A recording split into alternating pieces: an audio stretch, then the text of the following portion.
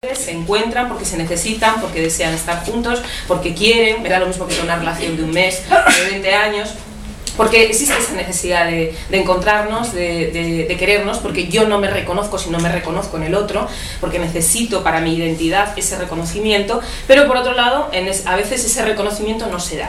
No se da, hay una serie de variables que lo pueden explicar, ¿no? Esos amores hay que explicarlos, hay que explicar por qué hombres y mujeres que en un principio se juntan porque se desean, se quieren, se enamoran, o que desean compartir un proyecto en común, en momentos determinados acaban generando violencia, maltrato, dificultad, ¿no? En esas relaciones. Y tenemos que buscar las variables, las causas, porque si encontramos un poquito o hacemos esa reflexión, creo que nuestra intervención será más acertada. Por eso hablar del amor, ¿no? Porque decimos, bueno, hablar del amor en esta época de la vida, ¿no? Que es una época muy marcada por la tecnología, muy marcada por, ¿no?, los procesos de comunicación, parece como que estamos hablando de algo decimonónico, ¿no? Hablar del amor en este momento, pues hay un montón de estudios, de hecho estas jornadas son una prueba de ello y la cantidad de gente que os ha interesado, ¿no? ¿Por qué hablar del amor? Bueno, pues precisamente por esto que os comento, porque en este momento de la reflexión, en este momento de nuestra historia del siglo XXI, hay una gran cantidad de pruebas de investigación, de literatura, de arte, en las que se plantea que en las sociedades occidentales actuales persiste todavía un desequilibrio entre hombres y mujeres, pero a la vez, paradójicamente, existe un mundo, existe un contexto de derechos legales y de oportunidades, que no es el perfecto, que no es el adecuado, el ideal, vale, de acuerdo, pero que desde luego sí que tenemos que reconocer que esto está ahí y que hemos avanzado, que en estos últimos 40 años se han conquistado muchas cosas y se han cambiado. Por eso lo de que nos sorprenda que este tema de la violencia de género o de la violencia en el ámbito de la pareja, me gusta más llamarlo, resulta paradójico que sean jóvenes, ¿no?, quienes participen de este tipo de relaciones, porque son jóvenes, querámoslo o no, que ya se han educado en una democracia, que ya se han educado en ideas de igualdad y por lo tanto nos resulta sorprendente, por lo tanto tenemos que escarbar un poquito más porque hay algo que se nos está quedando atrás, ¿no? ¿Cómo analizar? Esa es la pregunta, analizar y explicar la desigualdad o las dificultades que se dan en el ámbito de la pareja entre hombres y mujeres en las sociedades occidentales contemporáneas en las que en principio somos individuos iguales a nivel legal, al menos de una forma, ¿no?, institucional, de una forma pública, esto es así. La mayor parte de las mujeres adultas tienen un empleo, mejor o peor remunerado, en épocas de crisis somos las que nos vamos a casa, es verdad, pero lo que es cierto es que hay que reconocer que estamos en las universidades, que estamos ocupando un espacio público. Se cuenta con una alta proporción de mujeres bien cualificadas, o sea, negar esto sería también negarnos nuestros propios avances. Yo me metería en casa si negase el avance, porque yo creo que esto existe, que está ahí, ¿no?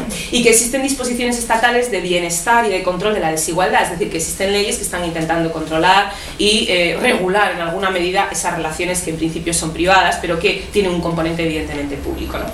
Por lo tanto, la pregunta, o lo que yo os quería lanzar hoy, la reflexión es: ¿cómo demonios podemos explicar esto, ¿no? ¿Cómo entender o cómo explicar esos mecanismos que recortan las posibilidades reales para alcanzar un equilibrio, ¿no?, entre los sexos? Relaciones equitativas, justas, equilibradas, en donde la toma de decisiones, el poder se maneje de una determinada manera o lo manejemos con una serie de recursos, ¿no?, apropiados, ¿no?, para que ambos sexos estemos a gusto, estemos cómodos, ¿no? ¿Cuáles son las condiciones del amor sexual? Y aquí es importante hacer una precisión porque yo no estoy hablando exclusivamente de emociones, no estoy hablando exclusivamente de sentimientos que habitan, yo no estoy hablando exclusivamente de que yo sienta amor, me sienta enamorada, enamorado, quiera a alguien, no hablo solo y exclusivamente de eso, hablo de algo que está ahí, que son la práctica de la relación sociosexual, es decir, ese componente emocional, de afecto, de vínculo, de necesidad, de deseo, está, pero no hablo solamente de eso, hablo luego de cómo yo gestiono en lo sociosexual, por decirlo de alguna manera, o en lo público, o en lo privado también, esa relación, ¿no? Cómo la gestiono, cómo la vivo, cómo la vivencio, cómo la negocio, cómo estoy dentro de esa relación. No sé si esto se entiende bien, que no hablo exclusivamente de emociones, que también, pero hablo de otras cosas, ¿no? Entonces aquí nos planteamos si en las relaciones de pareja existen algunos mecanismos básicos en ese sistema relacional que nos ayuden a ver cómo puede darse esa diferencia en el espacio privado entre hombres y mujeres o cómo puede darse en ese contexto este tipo de relaciones, ¿no?, conflictivas, complicadas, ¿no? Siempre aludimos a la cultura. Bueno, es que es una construcción cultural, bueno, es que nos han enseñado, bueno, es que los roles, bueno, es que la identidad, ¿no? Es que los hombres, es que las mujeres no nos educamos en la misma cultura. Pero a mí me gusta analizar la cultura, no solamente decir, bueno, es cuestión de construcción cultural, no entrar en el debate de si es biológico, si es cultural, creo que eso ya es un poquito, no nos sirve, además no nos ayuda para intervenir, pero sí analizar un poco cuáles son los mecanismos que tiene la cultura para marcarnos una serie de significados, una serie de concepciones que ya heredadas, ¿no? que van siendo expresadas por medios a través de los cuales comunicamos, perpetuamos y desarrollamos una serie de conocimientos y de actitudes frente a la vida y evidentemente frente a la pareja y frente al amor. Es decir, la cultura también nos instruye y nos dice cuáles deben de ser los significados de la pareja, cómo nos debemos sentir, qué es una pareja y qué no lo es, qué debe vivir una pareja y qué no, cómo nos debemos emocionar o sentir en determinados momentos, ¿no? Y ahí es donde entra todo ese cúmulo de significados. ¿Cómo transmite la cultura sus significados? A través de muchísimos mecanismos, ¿no? La cultura tiende a perpetuarse a sí misma, a seguir un proceso. También tenemos la otra parte, ¿no? La parte transgresiva, menos mal, ¿no? Es decir, la cultura afortunadamente es plástica, pero yo a veces pienso que mucho menos plástica de lo que nos podemos creer. Creo que es mucho más plástica la biología, fijaros lo que os digo, porque en biología hemos conseguido casi todo, ¿no? Pero lo cultural tarda mucho tiempo, es decir, son pozos y pozos, son como los estratos, ¿no? Hay demasiadas estructuras que se van solidificando y que es muy difícil transformar. Son marcos de conocimiento. La cultura nos transmite una forma de actuar, de ver la vida, de interpretarla, de sentirla, a partir de las cuales otorgamos un sentido al mundo, actuamos en él y nos comunicamos. Esto es un poquito lo que sirve, nuestro marco de socialización, ¿no?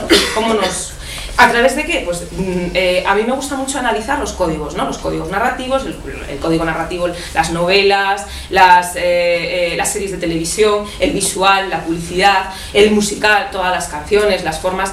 Aquí es donde aprendemos, ¿no? A enamorarnos, a saber lo que es el amor, a saber lo que es la pareja. ¿Sabríamos lo que significa enamorarse si no tuviéramos lenguaje? Simplemente se convertirían en sentimientos, ¿no? En algo, bueno, mucho más físico, mucho más básico, por decirlo de alguna manera. Pero el lenguaje dota de significado a la pasión, la nutre, la perpetúa, la recrea, y a través de todos esos códigos, incluso el código prescriptivo. Los códigos prescriptivos yo los llamo a los libros de autoayuda, ¿no? En donde te dicen cómo conseguir una pareja, cómo mantenerla, ¿no? Esto de, ¿no? Cómo entenderte, cómo conservarla. Bueno, libros de autoayuda, que no digo que no los critico, o sea, que habla de todo, pero que en alguna medida prescriben, ¿no? Narran las formas de ser y de estar en pareja.